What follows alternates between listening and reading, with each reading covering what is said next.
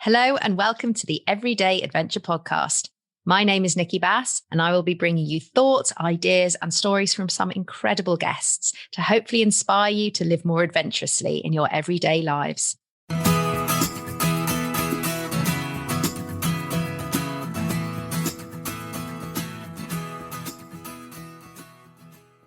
So continuing our series for International Women's Day and the sea swimming event that I spoke to Nikki Chisholm about last week, I am really delighted today to welcome Amanda Fitzgerald to the show. So Amanda is supporting with the PR for the event, but she is also, and probably more interestingly for you listening to this today, a dedicated and committed sea swimmer. And so that is what we are going to be digging into a little bit further on this mini episode today. So Amanda, welcome to the show. It's such a pleasure to have you here. Thank you so much for the invite. It's lovely to meet you. So I guess we'll dive right in, for want of a better pun. I don't know what's going on with me today. Sorry. So we'll get started. I would love for you just to share about, I suppose, your relationship with sea swimming. How did you get started? Why have you continued? Especially as we sit here sort of in January. And I know people are still getting out in the sea. And for a lot of people, that seems utterly mad. So, it is. I dodged a bullet at the weekend because I was meant to have gone sea swimming and my friend had a hangover, so I didn't need to go. Oh. What a relief. I mean, a shame. Yeah. You know, terrible. But the thing is, this year I'm trying to actually go in skins, which for people who don't do dipping, skins just means suits is wetsuits and skins is literally just going in a swimming cosy. So this year I'm trying to just do swimming costume only. So it's quite challenging, but very refreshing and exhilarating when you get out of it. Oh, but, you know, my relationship with water really started. I used to play quite serious lacrosse and sustained the good old injury, the ACL, anterior cruciate ligament, that went pop back in 1989. I'm 53, so you can do the math. So ages ago. So I had to find another sport.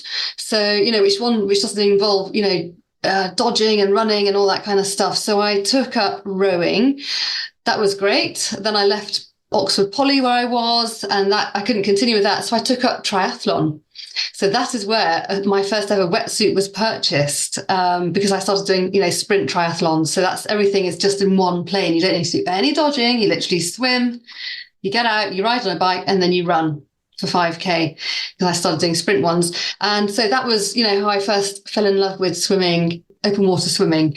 And, you know, you say I've got a passion for sea. I also love, I don't know whether I love more swimming in a river. I feel like a fish, you know, gliding along. I just love it. So, and going under the water as well. My friends think I'm crazy. I just like go under, you know, and I swim like the man from Atlantis. So, yeah, I'm passionate about swimming. That's amazing. I was just thinking that thing about the difference between sea swimming and river swimming. I always find river swimming sort of, I don't know, there's something about the murky water that I just find a little bit less inviting than I'd much rather jump in the waves. But I also, I've seen so many, I mean, I don't do much river swimming myself, but having seen lots of pictures of people who do go and, you know, even breaking the ice and that side of things. And there is something, I guess, probably more tranquil in some ways. It seems a little bit more still than perhaps the sea, which I guess is constantly changing as yes, well. I know, because you've got the waves that you need to be battling against. In a river, yeah, you can flow up the current or down the current. And also, you know, going down to the bottom and, you know, in the mud in your feet. Some people think that's disgusting, but I think it's lovely because it's all warm and squidgy. Yeah, maybe it's the mud for me that does it. I'm like, I'd much rather touch the sand. But so interesting. I mean, I was just wondering how you make that. So, you know, having done a little bit of sort of swimming as part of triathlons and it's got a very different feel because mainly you're being kicked in the face or trying to avoid it. Yeah. Sort of bridging between that type of swimming and then I suppose what I guess many people consider to be a more mindful activity around the sort of the sea, the water swimming, sort of cold water swimming. And also that transition, as you said, from being in a wetsuit, it being a sporting activity that, you know, you need to be the most efficient in to being just in your swimming costume. I mean, how did you make that sort of transition? Well, it all came about with lockdown. Because, you know, we couldn't go to our swimming pools anymore. And I used to, you know, always swim in the outside pool at David Lloyd. So that got shut down. So my 50th birthday, my brother and his girlfriend gave me, they're both, very sporty. She's a triathlete, GB triathlete. They gave me a wetsuit. So that literally gave me my wings, my swimming fins or whatever you call it. And so I was literally going in rivers, and what a mindful exercise it is. I mean, I remember going all the way through lockdown with the swimming friend and swimming in a river. And then my prize at, I don't know, 6 o'clock in the morning, whatever, was seeing a jumping fish. Oh, wow. You are just so close to nature when you're in the sea or in a river or in a lake. I mean, it stuns me every time. And my brother's actually got a pond in his garden in Sussex. So when I go to see him, I go and dip in the pond. And now he's got a field, which has got a bit of a forest in it. He's dug out or trenched out a pond, and it's like a nice big place where he now goes down and has his dip. Oh, wow. And I joined him over Christmas, and it was like, oh my God, okay, it's fantastic. So it's like going to a retreat whenever I go to his house. That's amazing. So I'd say I've seen lots of people with like those pods in the back garden, or like I've got a friend who jumps in and out of a barrel, but you're in private ponds. That's so cool.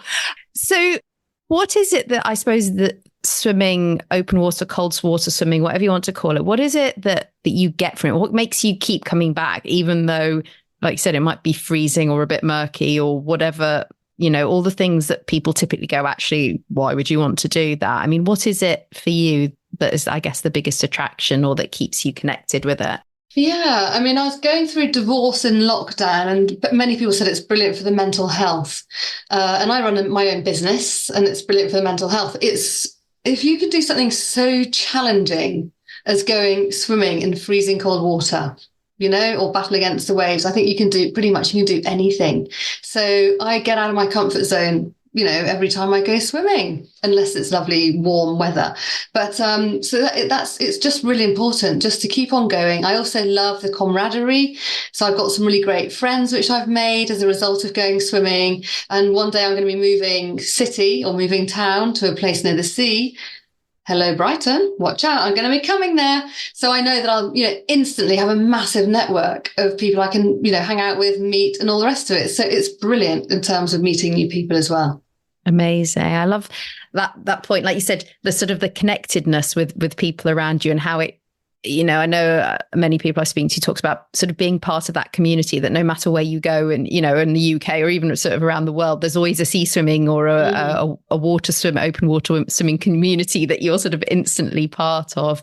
And I think that point you make, which really connects to the I guess the foundations of the Everyday Adventure podcast, about that thing about how taking yourself out of your comfort zone, really, that's the thing that pushes you to grow, or feels that you can cope with things that may also be difficult elsewhere in your life. And you think, actually, if I've managed to do this, despite all the challenges, exactly, that, what else can I do? It moves, so it expands your comfort zone, I guess, in so many ways. No, it's so true. So if somebody's listening to this and they're either thinking, I'd love to get started with open water, cold water swimming, or I'm intrigued by this idea of stepping out of my comfort zone a little bit more, but I don't know how, or I'm scared to get started even. I mean, what one piece of advice would you give them? I would say, number one, go for it. But number two, 100% go and get some swimming outdoors safety lessons, just so you know that you're doing the right things and you're not going to be making mistakes. Like, for example, the other day when I went swimming, I went in for too long. My friends, they swam on and on and on. I thought, oh my God, I need to get out. I'm freezing. But I thought, otherwise I'm going to have to sit on the side freezing while they come out. Anyway, so I got really out of my comfort zone. And I could have just thought, do you know what, I'm just going to wait until the summer. But no, I'm going to get back on that horse and carry on. So so make sure that you go in for the right time, depending upon the temperature. And you just need to know some basics around open water swimming. But I just wanted to say, as a result of doing all of this open water swimming, this my addiction since 2020, I've managed to raise money for a charity in Afghanistan. It's the Afghan Central Asian Association. And twice, and I said never again. And I've said this year I'm going to do it again. Swam round Hever Lake, Hever Castle. They've got a lake. You have to do 2 laps of that. So you have to swim 3.8k. So I did that once, and I said, yes, I'm never going to do it again. But I raised money for it. I've raised about 3.5 grand in total for them. Oh, incredible. And then last year I did it, and I said, no way am I going to ever raise money for them again, because it's just too embarrassing. I've already asked the people once, all my friends and family. So I literally set up a fundraising page the day before the event. Then I managed to raise £1,000 for them or whatever. And they were just so pleased. And I went to see them just before Christmas, because the charity founder had just got an MBE from the King. And seeing him and hearing how much £50 goes towards people in Afghanistan for a family to feed them for a whole week, I just thought it's going to be crazy if I don't do a charity raise event. So if anybody's got any bright ideas of which event this year to do, I'm all ears. So please let me know. Oh, amazing. Wow. I think there's something about that.